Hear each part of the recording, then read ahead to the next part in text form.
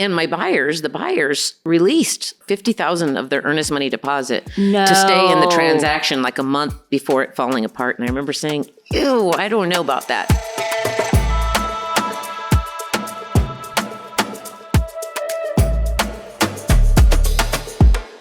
This is probably the sit down I have been waiting for.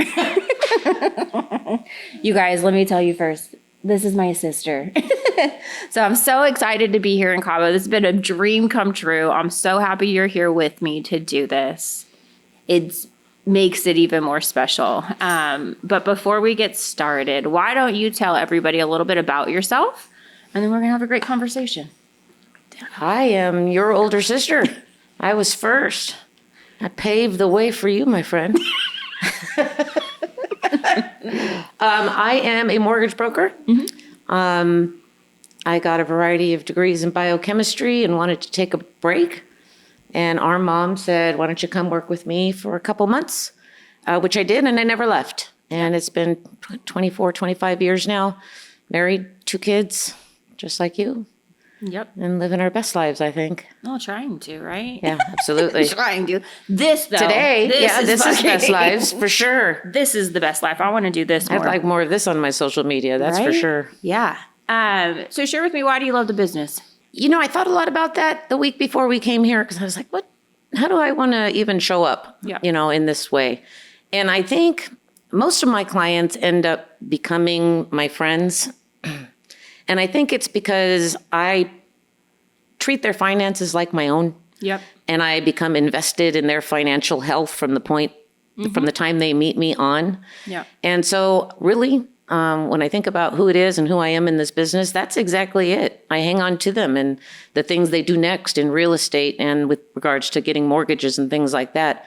I just make it my business to be the person next to them, helping them increase their financial wealth. Mm-hmm. And it makes me feel good. It makes me feel like I've made a dent in everybody's lives who I come across with that I'm able to do business with. So it's not just business for me. Mm-hmm, mm-hmm. I really feel personally invested in how they do. Yep. And like I had a small itsy-bitsy part to play in it. Yeah. Yeah, I mean, for good or for bad, right? Like, right? really invested. 2008 was super hard. Yeah. And just, being the trusted expert, there is a level of fulfillment in what we do. Absolutely. I mean, it comes at a price. It does. Sure. What's the price you pay? That's a funny thing too. The price I pay is normally I don't look like this. I mean, today I got to play dress up and somebody did my hair and some other cute little girl was doing my makeup. Yeah. And this is the first time I've been done up like this. And well, I can easily say years. How long it's been, I don't know. Normally I put on eyelashes and lipstick and people come up to me and go, why are you so fancy? Yeah. Because I don't even do that. Yeah. So the price I pay really is I just, and I don't know if it's really a price, but I don't really invest personal time in that kind of thing. I just like to be comfortable and, I don't have any time to invest in it anyway. Yeah. So if I pay, really that's probably where I pay it in that, the little things that we do to pamper ourselves and things like that, I don't do, What about time away from family, that kind of cost, relationships, business life balance? Not so much with relationships, only because I tend to absorb the people I do business into my family friend group as well. Mm-hmm. I can honestly say that one of my best friends is also the real estate agent that gives me the most business. Mm-hmm. And we became best friends. And our mom and Larry, they're in this business. So every family gathering is also sitting down and talking about business, So in that regard, I don't think I've paid anywhere there. But here's where I do pay. Well, let's go on vacation, for example. And unless I don't have connectivity, I will exit to do business. I'm just always on in that regard. Yeah. But it's a lifestyle that you prescribe to. Yep. And I think sometimes maybe it might, I don't know. Nobody's really brought it up to me in any time to go, hey, maybe, you're absent. Oh, okay. Which is good. Yeah, that's good. Probably because the reason we are here in Cabo is because sometimes I'm absent. Yeah. So I think maybe they kind of do the whole thing too, but I don't really, I don't know. I think honestly, I think I would be bored if I didn't have all those things going on at the same time too. Yeah, there is something about, I was telling one of the girls earlier, like there's something about the person that does this, very specific breed, because like not everybody will like it, you know? And the business has a way of, if you're not ready for it, it's going to chew you up and it'll spit chew you up and out, spit you right? out, for sure. But if you love it, there's something this is how that like, that's what your drive is. Yeah. Then, when we went through the most recent uptick in our business and, during COVID, actually, God, I was moving so fast, so hard that I just remember thinking, I'm not even watching my back.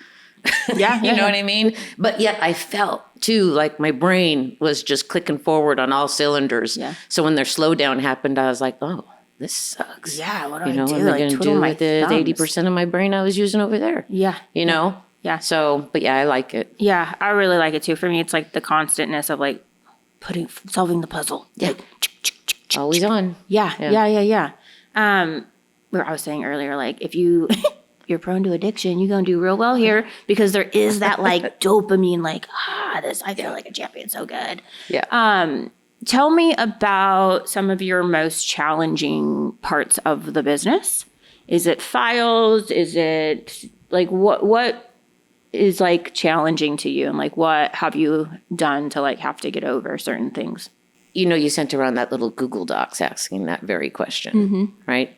And I don't know if you read mine, but I kind of didn't answer it because I was like, honestly, the hardest part was me just moving into being self-employed. There were, and actually this is a good thing too, because most of my clients now are also self-employed. Is probably where I excel, right? So, but there was a big, getting comfortable with learning how to pay my taxes. I remember that first year I got in trouble with the IRS, and I just, once I solved that, I'm like, never again. Yep. So doing things like that was different. I had to become really, really organized in my own personal finances, incorporating, forming LLCs. And those are the things I think that I had to learn in my own business, and to keep on top of those. The plus is that's also the same things all of our self-employed clients are having the same issues with. So it makes me valuable in that way. Yeah. What I went through. Yeah. So I think that was honestly my largest challenge. Yeah. Running a legit business. Yeah. Yeah. Nobody teaches you ever that taught stuff. me that before, even though our mom did Yeah. it all that time. It's not something she spoke about. Yeah. Right. Yeah. So, and just learning, okay, Well, wait a I minute. could tell you this from working. So I'll run you guys down the whole situation. Our mom opened our mortgage company in 1993. And then we have a stepdad between the two of them. They have a real estate company, and then there's an escrow company too up in the mix, and then interest in a title company. So we were born and raised in doing this. Yeah, we were. I don't know anything different. Traveling and working at the same time is just kind of what we do. But yeah, I remember when I went to go work with mom, like she never helped me. She was just like, figure it out on your own. In fact, probably the best advice she ever gave me was like, listen, if you want to do this business, you should honestly go work for somebody else.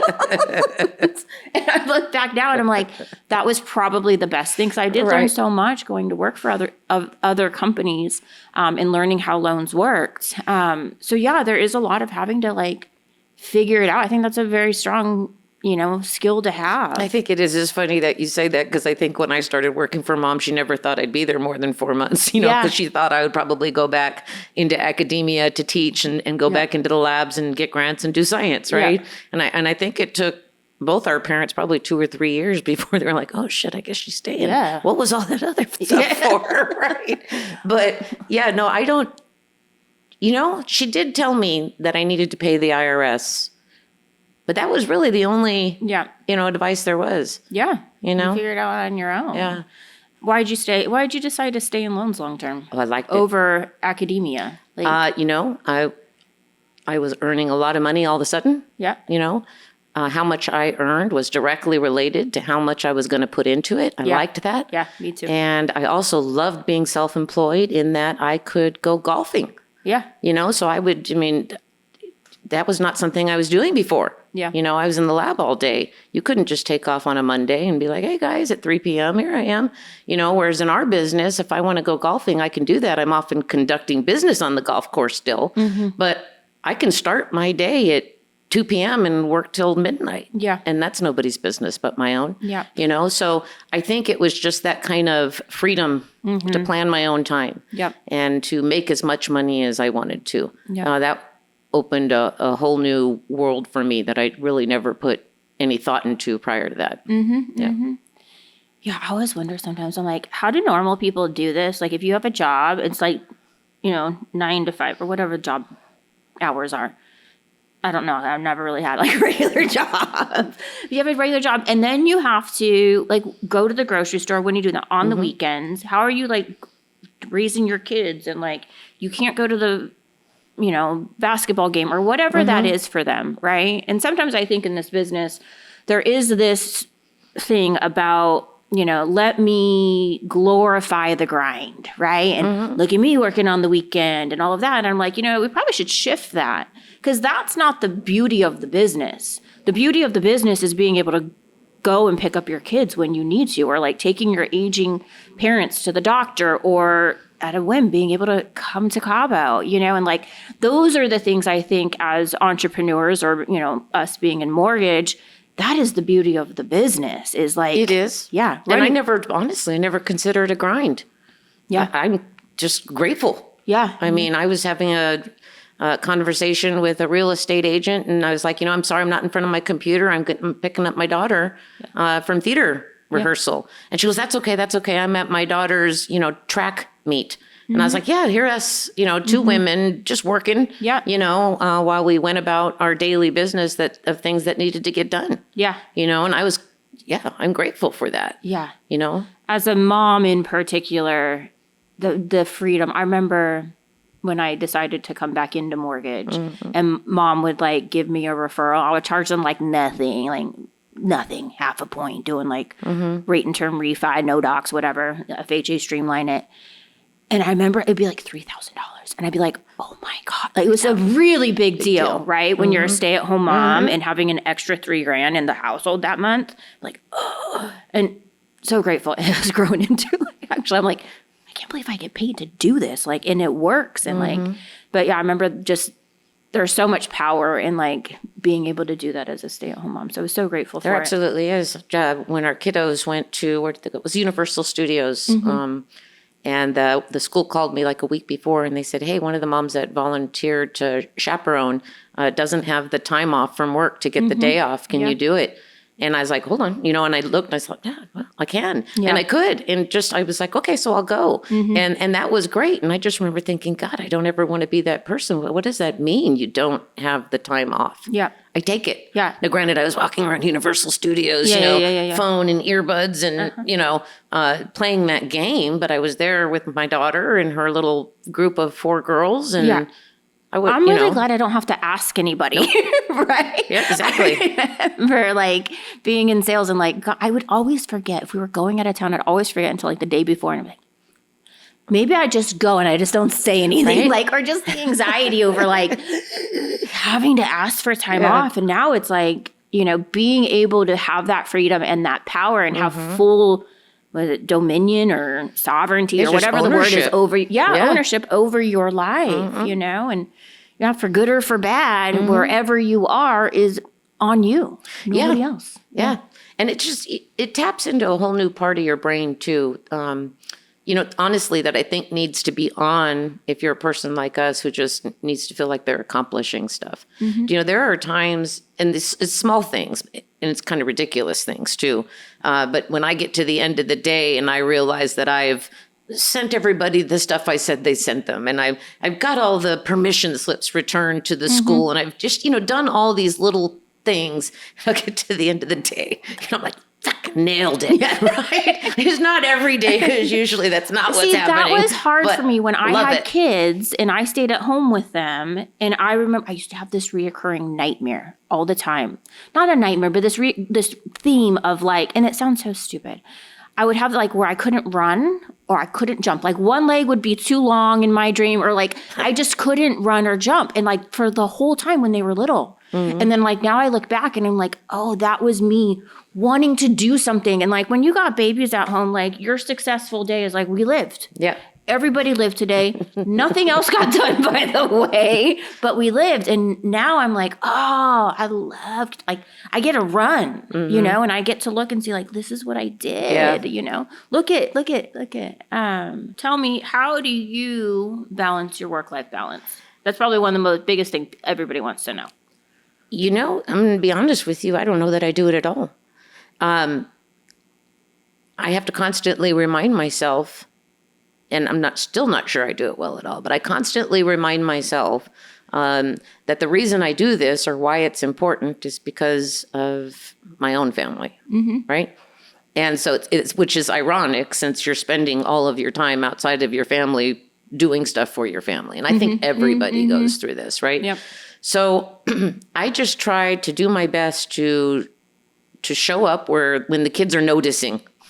Yeah. I mean, obviously we show up where they're not noticing. Yes, all that food on your table is because we bought it, sure. But kids don't notice that, right? So I just try to show up where I think house that you're living in. Exactly. I pay your rent. But no, I show up where, and I can show up when they are looking. Like, you know, when Harley has her little 5 performances, I make sure to, you know, volunteer to work in the snack bar. And then I make sure she sees me in the back, you know, so she knows that I'm there, right?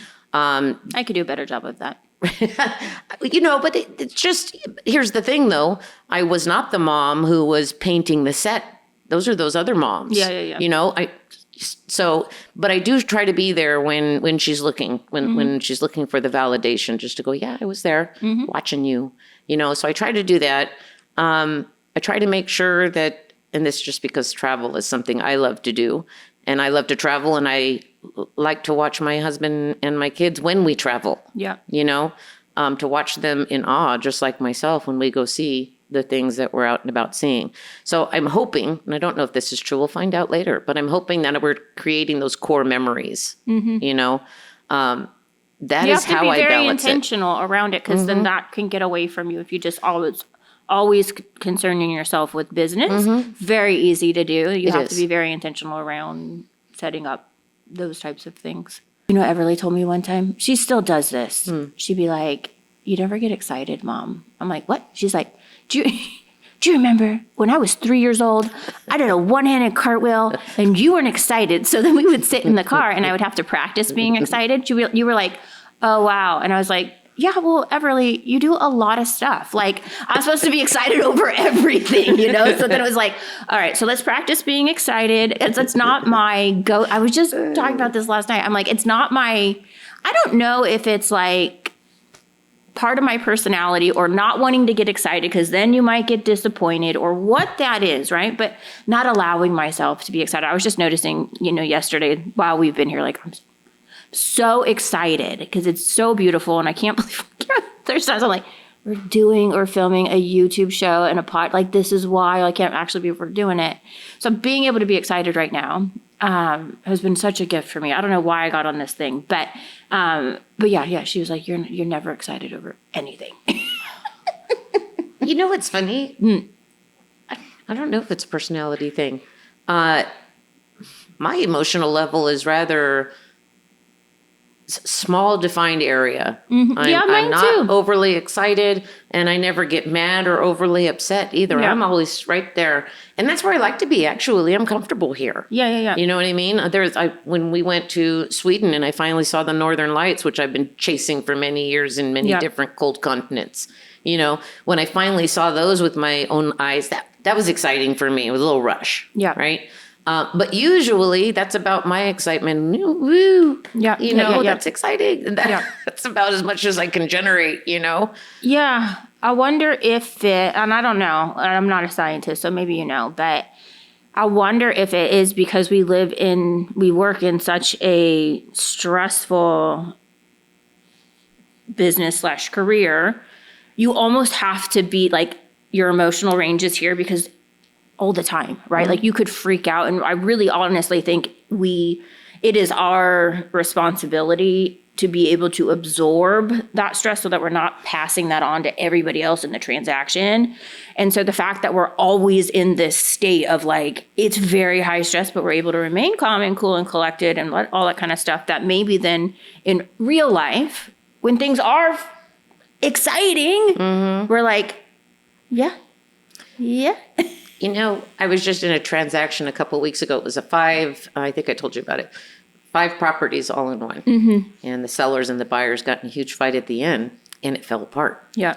And the amazing thing was, and the buyers like released a chunk, like 50,000 of their earnest money deposit to stay in the transaction like a month before it falling apart. And I remember saying, ew, I don't know about that. I don't know that I would release something like that. Yeah. I might be willing in an investment, be willing to part with 10, maybe 15, because then you consider that almost the cost of doing business, right? Yeah, sometimes. But yeah, what they released was a lot. I mean, it might have been, commensurate with the amount of property that they were buying, but it just felt uncomfortable to me. Yeah. And sure enough, it kind of resulted in this. Yeah. And I was expecting that entire time for agents, escrow agent, everybody to be freaking out. Yeah. And they were not. Everybody came to the table, and frankly, the only since I don't have names here, the person that was being the weirdest was the seller, hence it all falling apart. But everybody else was like, well, how do we need to get this deal done? We'll chip in 5, we'll try to create this. Anyways, everybody was working together, and I remember calling everybody once it finally fell apart and just thanking them just for being consistent, kind, and patient in the transaction. Yeah. Because it made it a lot easier. Yeah. It was already upsetting enough to watch the buyers lose their money. Yeah. Let alone to have people, I mean, you've been in the type of transactions where there's yelling and screaming and people hanging up and disrespecting each other. Yeah. It was a dream. I told him, God, I hope I work with you on something that succeeds. Yeah. Because it was a dream to be with them. Yeah. Some people just don't, I don't know if they just haven't been in the business long enough to like, my favorite is this, like everybody's like, the seller's going to cancel. And I'm like, no, listen a second. You hired a real estate agent. The only time I've ever had a buyer lose money was because she was not represented. And I'm like, there are some times you're just like, you're coming up on closing and you're like, yeah, we're not there yet because we have, these other things we have to solve and we can't issue this clear to close yet. So I am going, and like my conversation is like, listen, I'm going to need you, agent, to like do your job. You are specifically hired to negotiate, and these are live contracts. Yep. And so what information can I give you to help in that realm, right? And also not giving out too much information that I blow the deal up, right? Because if you really knew what was happening, but don't worry, I'm going to fix it. I got solutions. But yeah, I'm like, everybody plays their own role and like agent, like get to negotiating. If we need a couple of days, that's what you're paid for. No, it's true. I tell everybody, well, specifically the agents, because you got to educate them. Yeah. I don't know what it is about real estate agents, sorry, agents. But most of them don't really know what it is that we do, even if they've been in the business for a very long time dealing with us. Yep. So I find that I just try to educate them as best I can. Here's where I want to be when I want to be there, and I will keep in constant contact with you. And if I do that, if I keep them informed, there seems to be less fallout. And I understand that, right? Because nobody likes to be surprised. Yep. And if they're informed, then they can keep their clients informed. And unless they got a crazy client, which does happen from time to time. Yeah. Usually everybody kind of sits down at the negotiating table. So I find the better I do my job, well, actually it shouldn't be part of my job, but it is, right? Yeah. We're people managers. I always think of myself as a puppet master. Yeah. You know? So if I do my job right, then when the hiccups happen, and they do, they're just bound to, they always do, it gets managed in a much better way. Yeah. Right? And I like that. So usually if I see that not happening, I'm like, how could I have done this differently? Yeah. Sometimes there's not an answer to that question. Yeah. And I think too, it's like the reminder that we all want the same goal. Aren't we? We all want to close, man. Everybody gets paid when this is closes, right? Everybody gets paid. That is Buyer what gets a house, seller gets his proceeds, you and I get paid, everybody gets paid. Don't we all want to cross that finish line? Yeah. What's been one of your like crazy clients? We do. And I don't think she follows me on social media. So Okay, so I had this. I wanted to think about that because I would never tell her.